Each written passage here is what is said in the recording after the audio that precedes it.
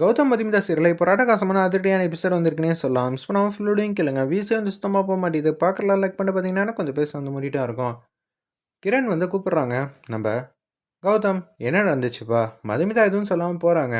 மதுமிதா வாழ்க்கையில் என்ன நடந்திருந்தாலும் உனக்கு தெரியாமல் இருக்காது அப்படின்னு அந்த இடத்துல வந்து கிரண் கிட்ட வந்து கேட்குறாங்க கௌதம். ஆமாம் சார், நீங்கள் சொன்னதெல்லாம் உண்மை. அவங்க உங்ககிட்ட வந்து பொய் சொல்கிறாங்க சார் அப்படின்னு சொல்லி முடித்தோன்னே கௌதமுக்கு வந்துச்சு பாருங்க கோவம். கன்னத்துலேயே வந்து பலார் பலார்னு அடிக்கிறாங்க கிரண் கன்னத்தில். என்ன சார் உண்மையை சொன்னால் என்ன அடிக்கிறீங்க அப்படின்னு சொல்லி கேட்டோன்னே கடுப்பாயிட்டாங்க. யாருக்கிட்ட யாரை பற்றிடா சொல்கிற? நீ சொல்கிற எல்லா விஷயத்தையும் கேட்டு நான் அவங்க மேலே சந்தேகப்படுவேன் நினச்சியா? இல்லை நீ ஆதாரம் காட்டிட்டேன்னா அதை நம்புறதுக்கு நான் என்ன முட்டாள்னு நினச்சியா? இல்லை உன்னை பற்றி எனக்கு எதுவும் தெரியாதுன்னு நினச்சியா? சொல்கிறா. நீ எப்பட்றா என் கம்பெனிக்கு வந்து வேலைக்கு வந்து சேர்ந்த? எனக்கு தெரிஞ்சே ஆகணும். உன்னை யாரா அந்த வேலையில் வந்து சேர்த்தது? மதுமிதா. இல்லவே இல்லை. நானும் உன்னை ஆரம்பத்துலேருந்து ஃபாலோ பண்ணிட்டு தான்டா இருக்கேன். இந்த கௌதம்க்கு ஒரு கெட்ட பழக்கம் இருக்குது. யார் மேலேயாவது சந்தேகம் வந்துருச்சுன்னு வச்சுக்கேன், நீயா இருந்தால் என்ன பண்ணுவ? உடனே வந்து அதை பார்த்துட்டு நம்ப ஆரம்பிச்சிருவேன். ஆனால் இந்த கௌதம் அப்படியெல்லாம் நம்பவே மாட்டான். எந்த விஷயமா இருந்தாலும் ஏ டு இசட் வந்து கிறிஸ்டல் கிளியராக வந்து கையில் வந்து டீட்டெயில் இல்லாமல் யார் மேலேயும் சந்தேகப்பட மாட்டேன். உனக்கே தெரியாமல் நான் உன்னை ஃபாலோ பண்ணிகிட்டு இருந்தேன்டா நீ என்னென்னலாம் பண்ணுறேன்னு. ஏன்டா நீ தான் இந்த ஃபோட்டோலாம் அனுப்புகிறேன்னு எனக்கு என்ன தெரியாதுன்னு நினச்சியா? அப்போயே வந்து நான் திட்டம் போட ஆரம்பித்தேன்.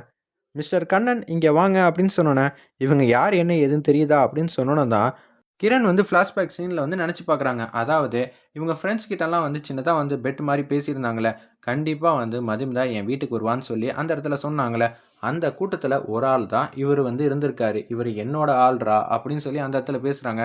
அங்கே என்ன நடந்துச்சு ஏது நடந்துச்சு, உன் தலையில் என்ன இப்படி என்னமோ ஒன்று ஒட்டிட்டு வந்திருக்கியே, அது எல்லாம் என்ன நான் சொல்லட்டா அப்படின்னு சொன்னோன்னு வந்து செமையாக வந்து கடுப்பாயிட்டாங்க அந்த இடத்துல.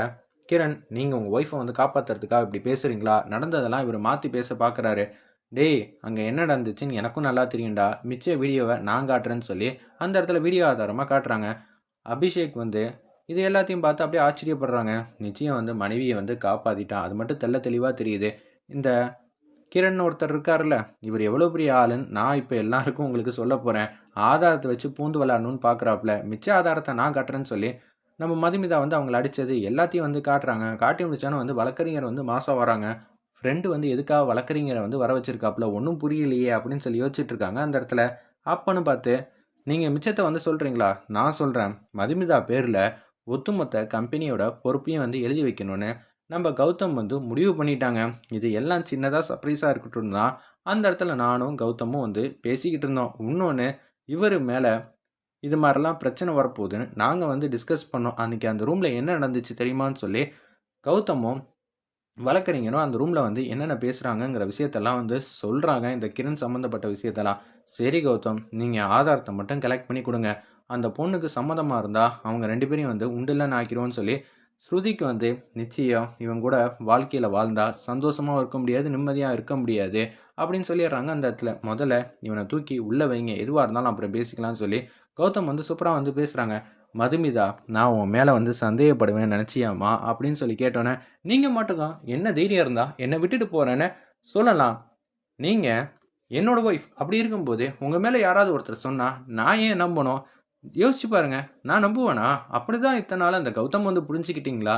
நீங்கள் மட்டும் பேசுகிறீங்க, நீங்கள் மட்டும் ஒரு தவிப்போடு இருந்தால் எனக்கு அது புரியாதா? நீங்கள் பொய் சொல்லவே இல்லை, ஆனால் நீங்களே வந்து பொய் சொல்கிற மாதிரி ஒரு தோற்றத்தை உருவாக்குனீங்க. நான் இதுக்காக தான் போகிறேன் அப்படின்னு சொல்ல வேண்டியதானே? இதில் என்ன பெரிய விஷயம் இருக்குது? நீங்கள் பார்த்தீங்களா, என்கிட்ட சொல்லக்கூடாதுன்னு சில விஷயத்த வந்து நல்ல விஷயத்த தான் மறைச்சிங்க. ஆனால் இவன் இந்த சந்தர்ப்பத்தை பயன்படுத்திக்கிட்டு ஒன்றையும் என்னையும் பிரிக்கணும்னு அவன் ப்ளே பண்ணிக்கிட்டு இருந்தான். இதெல்லாம் எனக்கு தெரியும் மதுமிதா அப்படின்னு சொன்னேன். ரொம்ப சந்தோஷம்னு சொல்லிட்டு அந்த இடத்துல வந்து மதுமிதா வந்து ஓடி போய் நம்ம கௌதம் வந்து ஹக் பண்ணுறாங்க. வேறு லெவலில் மாசா இருந்துச்சுன்னே சொல்லலாம். அப்பயே சொன்னேன், கௌதமியும் மதுமிதாவும் பிரிக்கிறேங்கிற பேரில் வந்து இப்போ கிரண் மட்டும் உன் சம்மந்தப்பட்ட விஷயத்த வந்து சொன்னான்னு வச்சுக்கேன் அந்த அபிஷேக்கு, நானே உன்னை திருப்பி வந்து அந்த கம்பெனியில் சேர்க்கணும்னு நினச்சா கூட வாய்ப்பு இல்லைப்பா. கௌதம் கம்பெனிலேருந்து என்ன ஒரு செங்கல் கூட உனக்கு கிடைக்காது அப்படின்னு சொல்லிடுறாங்க. சரிம்மா, எப்படியெல்லாம் இப்படி நடக்கும்னு நினச்சி கூட பார்க்கல. ஆனால் அண்ணன் இந்த விஷயத்தில் வந்து சுவாரஸ்யமாக வந்து எல்லாம் திட்டம் போடுவாங்கன்னு நினச்சி கூட பார்க்கலாங்கிற மாதிரி யோசிச்சுட்டு இருக்காங்க அந்த இடத்துல அபிஷேக். இதே தாண்டா நம்ம ஆரம்பத்துலேருந்து பண்ணுறோம். ஏதாவது ஒரு பிரச்சனை பண்ணி மாட்டிக்கிறோங்கிற மாதிரி அவங்க எல்லாம் பேசும்போது, மாப்பிள்ளை எங்களுக்கு ரொம்பவே சந்தோஷமா இருக்குன்னு மதுமிதாவோட என்டையர் ஃபேமிலி வந்து கையெடுத்து கும்பிட்றாங்க. இது என் குடும்பம், நான் நல்லபடியாக பார்த்துப்பேன் மாமா